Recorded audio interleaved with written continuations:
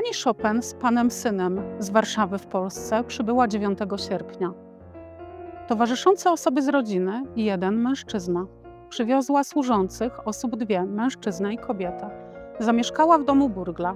Za mieszkanie płaci tygodniowo 1 talara i 10 srebrnych groszy. Tak pobyt Chopinów odnotowała pruska administracja w księgach uzdrowiska.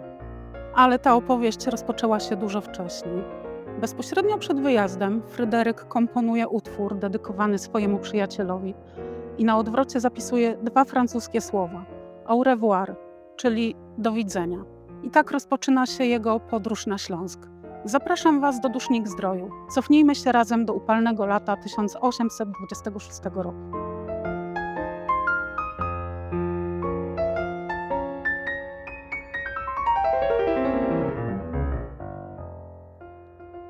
Wyobraźcie sobie 16-letniego chłopaka, który właśnie zdaje maturę. Jest uznawany za jeden z największych talentów swojego pokolenia i za chwilę po raz pierwszy opuści granice Królestwa Polskiego. Dlaczego wybrał właśnie Duszniki? Kto go do tego namówił? Jak wyglądała jego wielodniowa podróż? I gdzie zamieszkał po przyjeździe? O tym właśnie opowiem Wam dzisiaj. Rok 1826 był dla Fryderyka niezwykle intensywny. Kończył naukę w liceum warszawskim, przygotowywał się do egzaminów maturalnych i jednocześnie intensywnie komponował. Lekarze od dawna zalecali mu wizytę w dusznickim kurorcie.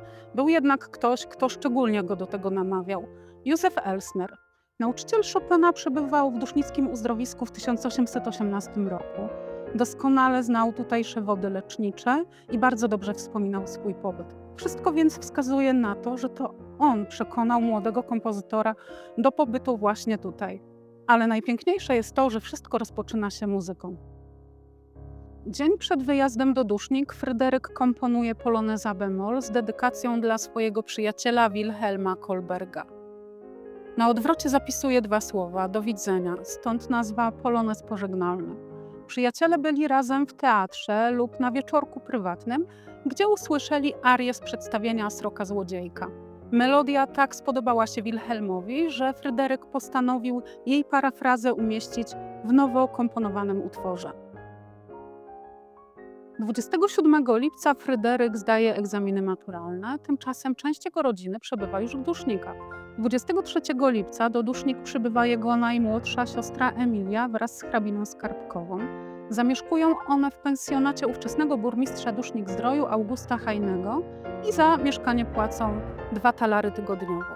Dzień później dojeżdża do nich najstarsza siostra Fryderyka, Ludwika. Dzięki wcześniejszemu przyjazdowi schorowana Emilia mogła rozpocząć kurację dużo wcześniej, podczas gdy jej brat kończył szkołę w Warszawie. 28 lipca Fryderyk i jego mama Justyna Chopin wyjeżdżają z Warszawy. Dziś tę trasę pokonalibyśmy samochodem w kilka godzin, jednak w 1826 roku była to prawdziwa wyprawa. Podróżowano dyliżansem, trzeba było zabrać pościel, ubrania, naczynia, zapasy żywności i wszystko, co mogło przydać się podczas kilkutygodniowego pobytu z dala od domu. Towarzyszyło im także 2 służących. Trasa prowadziła przez Sochacze, Pułowicz, Kutno, Kalisz, Ostrów Wielkopolski, Międzybórz, Oleśnicę i Wrocław, gdzie podróżni zatrzymali się na krótki odpoczynek. Dalej droga wiodła przez Ząbkowice Śląskie, Bardo i Kłodzko, aż do Dusznik. Były to długie dni w drodze z częstymi postojami i wymianą koni.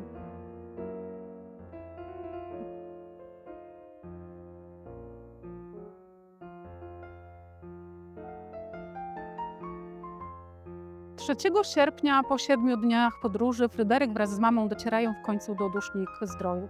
W niektórych opracowaniach pojawia się data 9 sierpnia, jednak dziś już wiemy, że był to dzień zgłoszenia się do administracji uzdrowiska. Kuracje rozpoczęli już dnia następnego, 4 sierpnia, co potwierdzają kwity kasowe. Zamieszkali w domu burgla przy Placu Zdrojowym. Dziś jest to ulica Zielona, budynek niestety już nie istnieje. Za wynajem płacili 1 talara i 10 srebrnych groszy tygodniowo, a za dodatkową opłatą można było wstawić dodatkowe meble, podwyższając standard.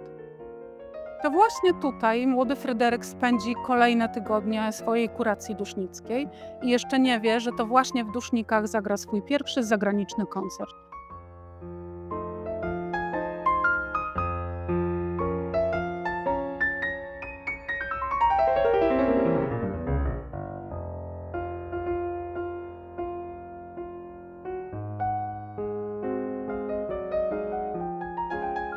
kolejnym odcinku opowiem, jak wyglądała jego kuracja w Dusznikach, ile serwatki wypijał, jak wyglądały kąpiele, ile kosztowała jego kuracja i co ciekawego zobaczył w okolicy. Najnowszy odcinek już wkrótce. Śledźcie nasze media społecznościowe. Serdecznie zapraszamy.